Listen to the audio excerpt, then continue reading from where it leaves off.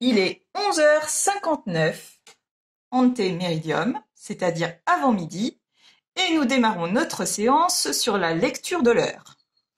Alors, un petit rappel sur les bases avant de démarrer. Tout d'abord, l'unité de base de la mesure du temps, eh bien c'est la seconde, avec le petit s qu'on utilisera comme symbole. On sait également que 60 secondes sont égales à 1 minute et 60 minutes à 1 heure. Donc, sur une horloge, eh bien, rappelez-vous que la petite aiguille, ici symbolisée en rouge, qui indique les chiffres intérieurs, eh bien, nous indique l'heure.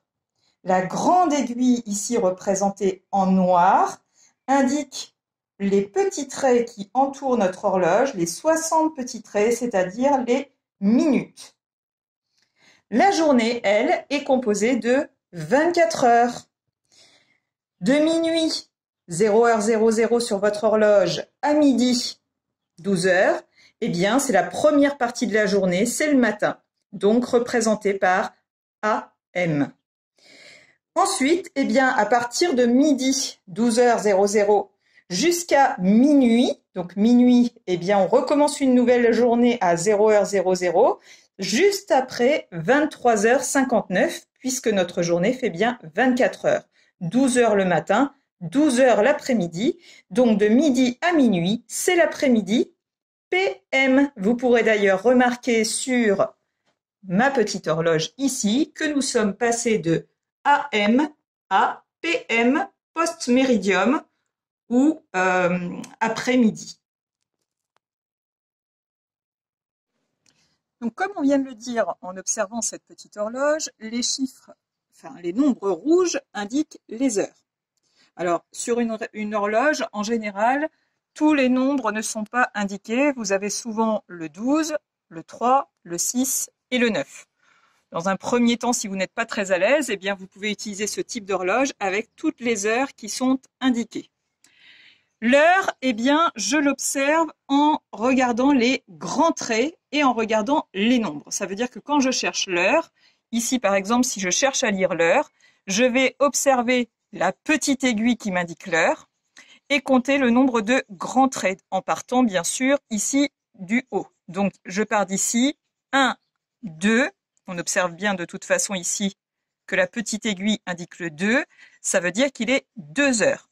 Quand la grande aiguille est en haut, eh bien ça veut dire que nous n'avons pas commencé à décompter des minutes. Donc ici, il est 2 heures pile. Ensuite, quand nous avons à lire des minutes, eh bien, deuxième étape, les minutes, nous allons observer cette fois-ci les petits traits ou bien compter de 5 en 5 avec les grands traits. Si je dois donc partir de 2 heures et ensuite donc faire passer mes 60 minutes, regardez, si ma grande aiguille avance donc de 1, 2, 3, 4, 5, 6, 7, 8, 9, 10, 11, 12, 13, 14, 15. Vous voyez bien que toutes les minutes sont indiquées par les petits traits, soit de 5 en 5 à chaque grand trait. 5, 10, 15, 20, 25, 30, 35, 40, 45, 50, 55, 60. Ma grande aiguille a parcouru 60 minutes, elle a fait le tour de l'horloge. Il n'est plus 2 heures, mais 3 heures. Vous avez certainement observé que la petite aiguille avançait pendant que la grande aiguille fait son tour complet. Eh bien, la petite aiguille avance doucement de 2 heures tout de suite jusqu'à 3 heures. On va refaire un exemple de 3 heures à 4 heures et cette fois, on va observer la petite aiguille. Ma grande aiguille fait le tour de l'horloge pendant que la petite aiguille avance doucement de 3 heures à 4 heures. Donc, si on observe cette fois que les minutes, eh bien ici, on est à 0 minutes, ensuite 5, 10, 15, 20, 25, 30, 35, 40, 45, 50, 55, 60, comme on vient de l'indiquer. Donc, sur ce type d'horloge, eh bien, on observe en rouge l'heure, puis sont indiqués ici en blanc les minutes. Alors, attention, sur ce document, je vous ai également précisé ici moins 5. Alors, j'explique. Par exemple, si nous avons cette heure-ci d'indiquer. Ici, j'observe ma petite aiguille dans un premier temps.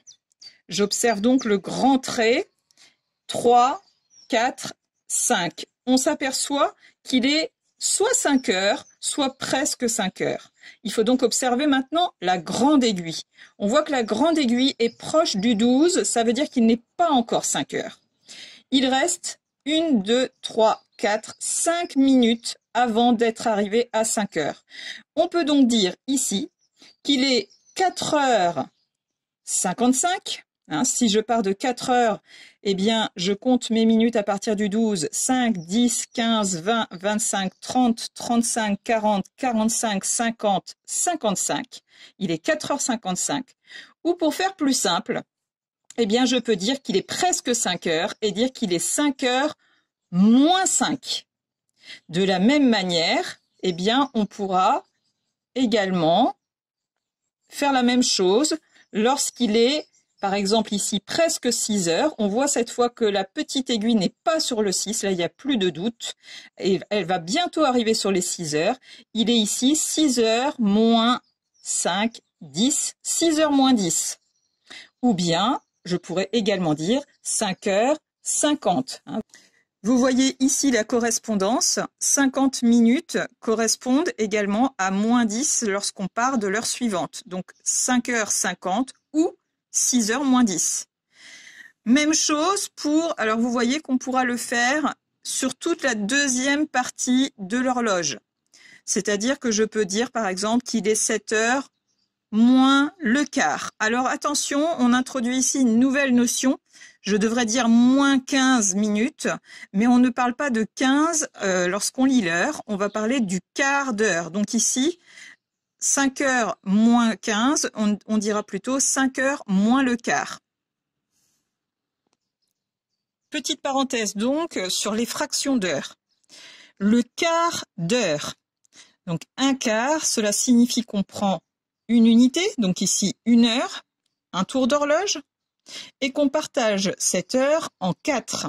Donc ici, vous voyez sur l'horloge que j'ai bien représenté comme un gâteau partagé en 4. Un quart d'heure signifie, ici on voit que le numérateur nous indique 1, que l'on va prendre une part. Donc une part ici correspond à, voilà, à cette portion. Un quart d'heure, eh bien un quart d'heure correspond à 5, 10, 15 minutes. Donc, lorsqu'on indiquera l'heure, s'il est 2 heures et 15 minutes, eh bien, on pourra dire 2 heures et quart. On utilise également la demi-heure, donc demi qui signifie qu'on partage en 2. Le dénominateur ici nous indique bien 2. Donc, cette fois, je vais partager mon heure, qui est mon unité, en 2 et ne pas m'occuper de cette coupure ici. Donc si je prends une part sur les 2, comme le numérateur indique 1, une demi-heure, c'est une part sur les 2, c'est-à-dire toute cette portion. Voilà, j'ai partagé mon horloge en 2 morceaux, je prends un des 2 morceaux, ce qui correspond à 5, 10, 15, 20, 25, 30.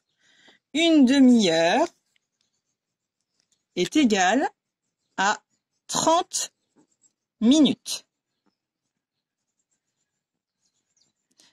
Pour rappel, l'abréviation de minutes, ce peut être MN ou MIN. Enfin, on parle souvent de 3 quarts d'heure.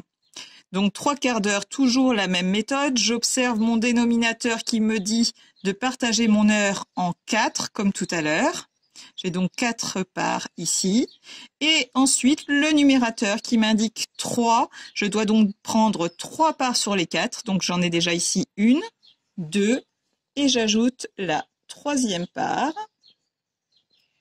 Donc 3 quarts d'heure représente ici, alors je ne vais pas refaire tout le tour puisque les minutes sont indiquées, 45 minutes. 3 quarts d'heure égale 45 minutes. On va maintenant s'entraîner donc à lire un certain nombre d'heures. Tout d'abord, le plus simple, on a donc parlé de l'heure pile. Quand la grande aiguille ici indique le 12, qu'il n'y a donc pas de minutes, il suffit de regarder la petite aiguille qui nous indique les heures, donc les grands traits. Ici, nous avons le 6, 7, 8. Il est donc 8 heures. Alors, si nous sommes le matin, eh bien, il sera 8 heures. On indiquera sur une petite horloge le AM pour indiquer que c'est le matin.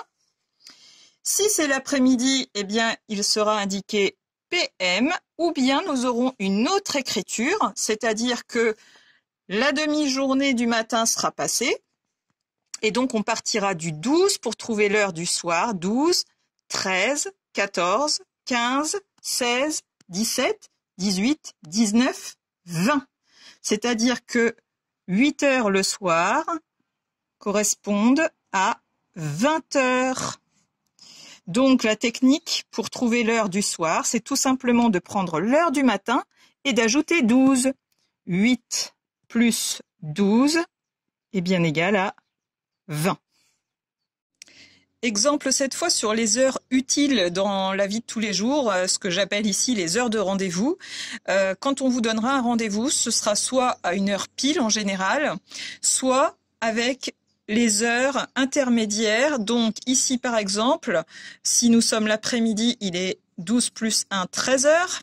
Il est 13 heures plus un quart d'heure. Donc, eh bien, on dira 13h15 ou 1h15. Donc bien se rappeler que quand on a 15 minutes, on utilisera l'expression écart. Donc 1h15. Si on avance encore notre grande aiguille, eh bien on peut aussi avoir rendez-vous à une heure intermédiaire, entre 1h et 2h, c'est-à-dire 1h30 minutes, soit 1h30. Et puis, eh bien, effectivement, quand on s'approche des 2 heures, 2 heures moins le quart, et puis enfin, heure de rendez-vous finale, 3 heures. Deuxième exemple, un peu plus compliqué, avec cette fois 1 heure et des dizaines de minutes, c'est-à-dire des minutes indiquées par les grands traits. Alors, toujours la même méthodologie. Regardez d'abord la petite aiguille qui nous indique les heures. Donc ici, la petite aiguille est entre ce grand trait et celui-ci. Donc ici, il est 9 heures et là, 10 heures. Donc là, il est un peu plus de 10 heures, mais moins que 11 heures. Donc je peux déjà indiquer qu'il est 10 heures. Et je vais chercher ensuite les minutes. Pour les minutes, j'observe donc la grande aiguille. En comptant ici de 5 en 5, 5, 10, 15, 20. Il est donc 10 heures et 20 minutes. Alors encore une fois, il s'agit de l'heure du matin. Si nous étions en deuxième partie de journée, c'est-à-dire après midi, après 12 heures, eh bien, on prendrait donc le 12 du midi et on ajouterait encore les 10 heures. 12 plus 10 égale 22. Donc, horaire du soir, 22h20. Troisième exemple, une heure quelconque. Toujours la même méthode. Petite aiguille qui indique l'heure. L'heure se situe entre 1 heure et 2 heures. Donc, il est un peu plus d'1 heure. 1 heure. Et j'observe maintenant ma grande aiguille pour trouver les minutes. Eh bien ici, la grande aiguille est entre le 5 et le 6. Donc, quand on commence à être un peu plus à l'aise, on n'a plus forcément besoin de recompter de 5 en 5 en partant du haut. On sait déjà qu'ici, c'est 15, 20, 25. Et là, je rajoute 2 petits traits, donc 25, 26, 27. Il est donc 1h27. Là encore, heure du matin. Heure d'après-midi, maintenant, je connais la méthode. J'ajoute 12 à mon nombre d'heures. 12 plus 1, 13. Il est 13h27 si nous sommes l'après-midi.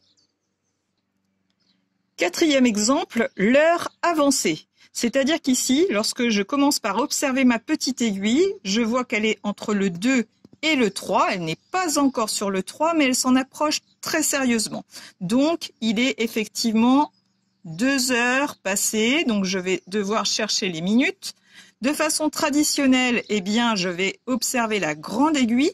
On s'aperçoit que la grande aiguille a dépassé la moitié de mon horloge. Elle est dans la deuxième moitié. Donc, 2 options comme on l'a vu tout à l'heure. Soit partir du 12 et trouver le nombre de minutes.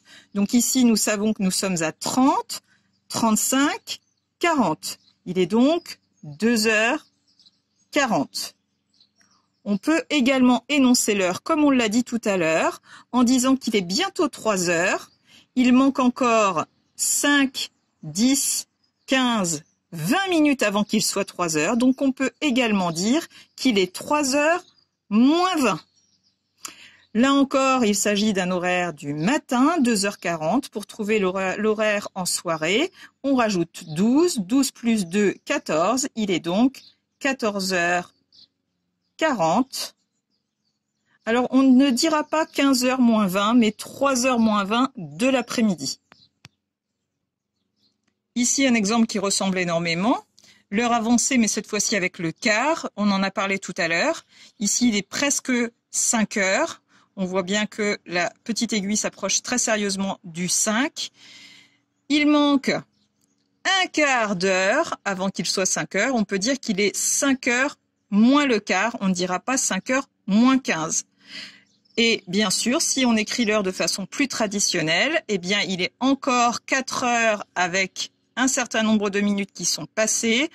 Ici, on sait maintenant que c'est 45 minutes pour vérification. 30, 35, 40, 45. Il est donc 4 heures 45. 4 plus 12, 16, soit 16h45 l'après-midi. Enfin, dernier exemple sur les heures avancées, mais cette fois-ci quelconque, c'est-à-dire que ma grande aiguille n'est plus sur un grand trait particulier, mais sur les petits traits intermédiaires. Alors, vraiment méfiance parce que les élèves ont parfois tendance à lire sur la petite aiguille le 7, parce que c'est vrai que là, on a vraiment cette impression que la petite aiguille nous indique déjà le 7. Donc, avant d'annoncer l'heure, toujours bien vérifier que nous ne soyons pas tout simplement proches d'une nouvelle heure. Donc là, il n'est pas encore 7 heures. Il est toujours 6 heures. Je regarde et j'observe maintenant mes minutes, 45, 50. Et comme je suis sur des petits traits, je vais devoir ajouter le nombre de petits traits. Donc 50, 51, 52, 53. Il est 6h53. Comme pour toute heure avancée, eh bien, on peut aussi annoncer qu'il sera bientôt 7 heures, soit 7 heures moins. Alors, il suffit de compter le nombre de minutes manquantes avant d'arriver à 7 heures. Ici, il me manque déjà 5 minutes, 6, 7. Il est donc 7 heures moins 7. Heure du soir, 6 plus 12, 18. 18h53. Voilà pour ce petit rappel de lecture de l'heure. Je vous souhaite bon courage pour la suite. La vidéo qui suit sera un peu plus complexe sur le passage de l'écriture décimale à l'écriture sexagésimale.